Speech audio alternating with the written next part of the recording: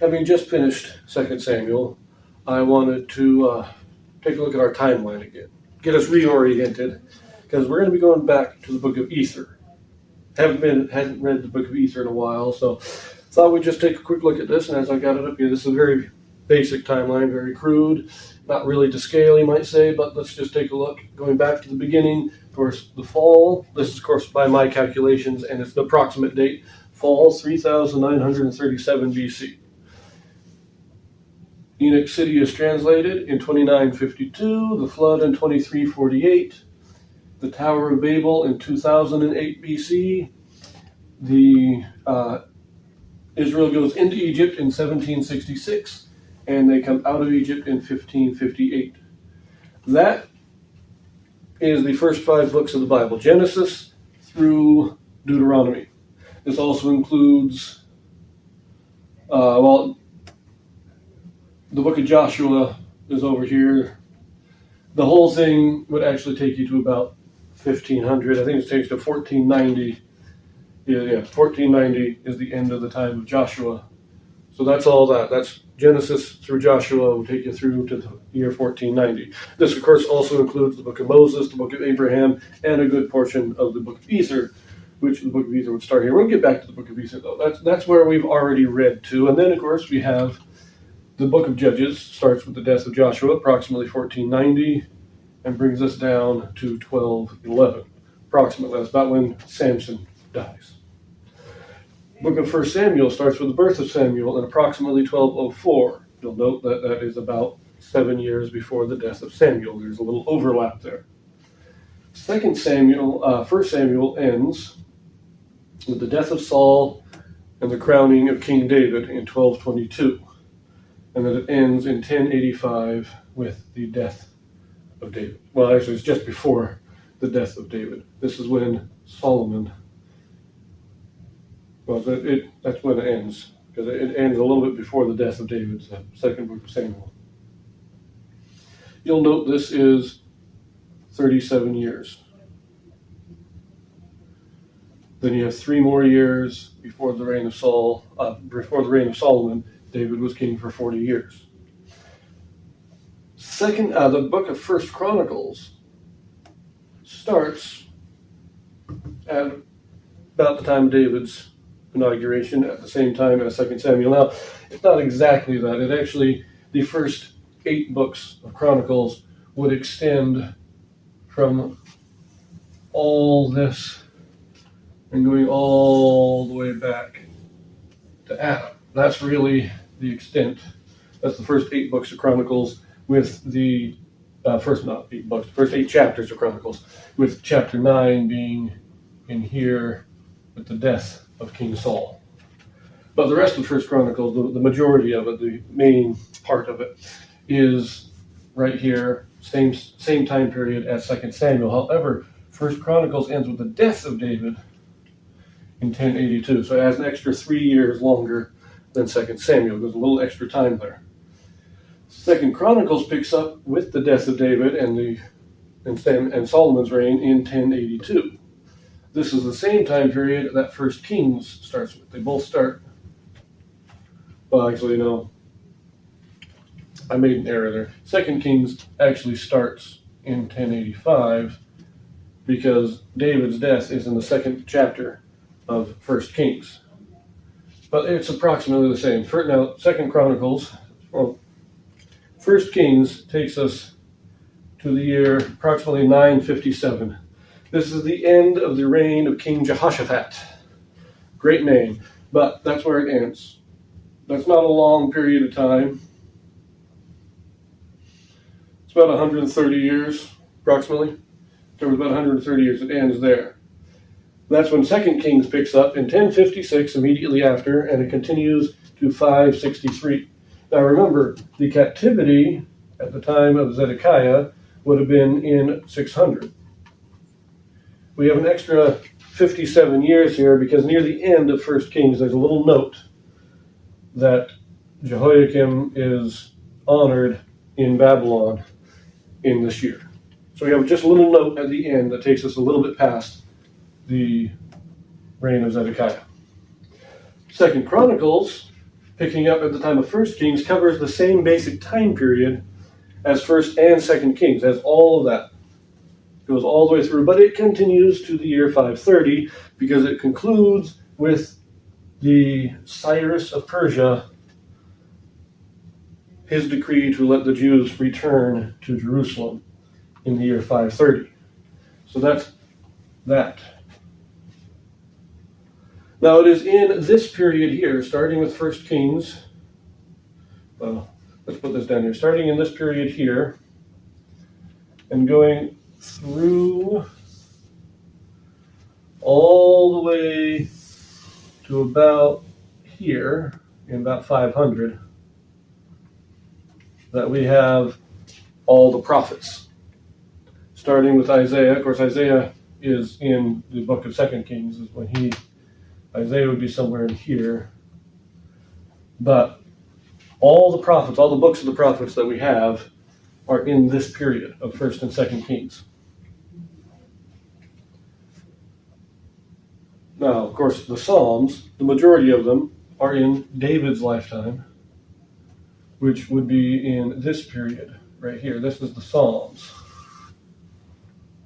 Most of them. Some of them are written later in the time of Solomon, but most of them are written in this period we have here. The Psalms. Now, Proverbs would be written primarily during the time of Solomon, as would be Ecclesiastes.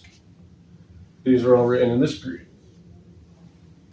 Some of the Psalms are written later. I mean, the Psalms do kind of continue throughout most of this period, but most of them are written during the life of David, or possibly into the reign of Solomon. Now let us go back to Ether. Because remember that Ether begins with the Tower of Babel. And this is where we have Jared.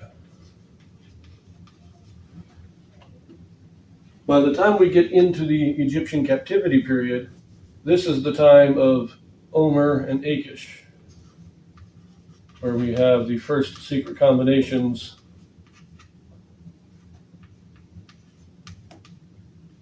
This is the first secret combinations in civil war among the Jaredites. It's right in here with the Egyptian captivity period.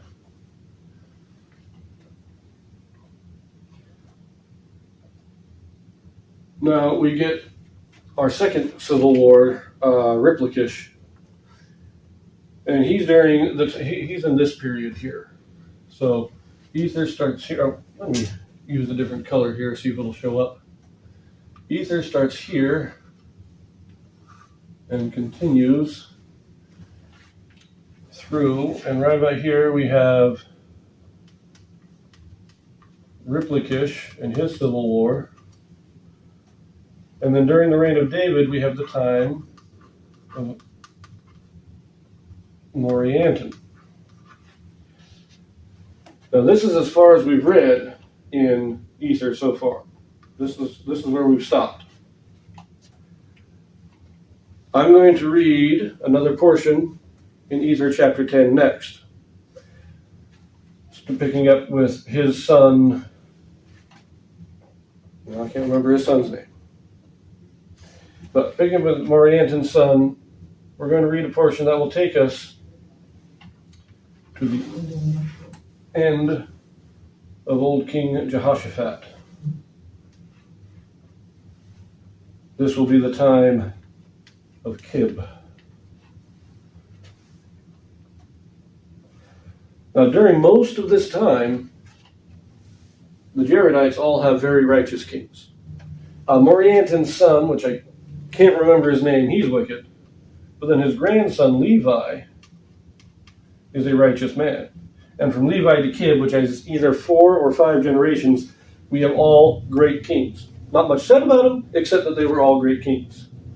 That will be where we end our video on Ether. Once I have read that, then we will go back and we will finish 1 Kings and 2 Chronicles up to the end of the reign of King Jehoshaphat. Once we have done that, then I will return to Ether and we will read the rest of chapter 10,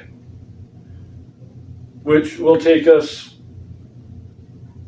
if I remember correctly, no, I'm sorry, I don't have my notes in front of me, but I believe that will take us to approximately here.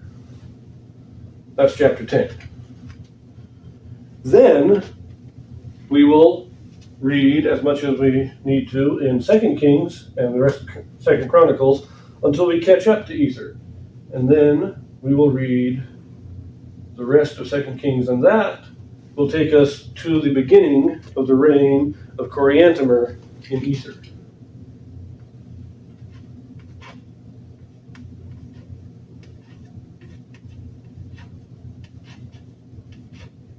Wow.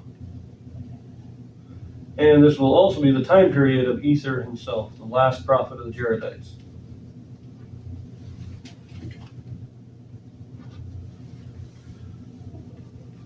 Actually, you know what?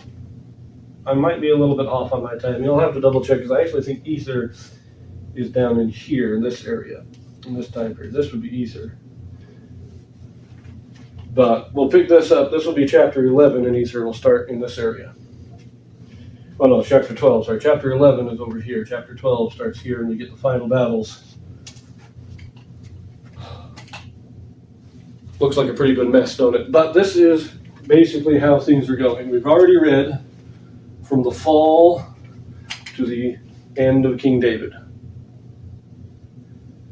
And we've gotten that through the Bible and the Book of Mormon, through the Ether. We've already read through that Morianton. He's the time of King David. And we've read in the Book of Moses and Abraham all the scriptures up to the end of the reign of King David. That's how far we've gotten so far in our timeline, approximately the year 1082. Now, of course, Ether is probably not lining up perfectly to 1082, but you get the point.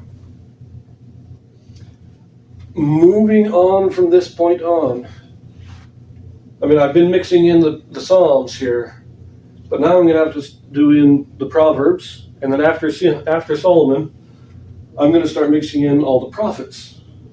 Isaiah, Jeremiah, Malachi, Zephaniah, all these guys. They're going to have to be put in during the reign of the king that they prophesied. And then we'll come back to Ether, and we'll catch Ether up. And so this is getting all this to work chronologically. Just looking at it, this can be kind of confusing. And I'm trying to make sense of it for you, because when we understand what's going on at each time period throughout the scriptures, then we understand God's plan for his children better. We understand what's going on. We understand how God is orchestrating the history of the world, not just the Jews, not just Israel, but the whole world is part of this. Oh well, I think I've confused you enough. I'm going to leave that here.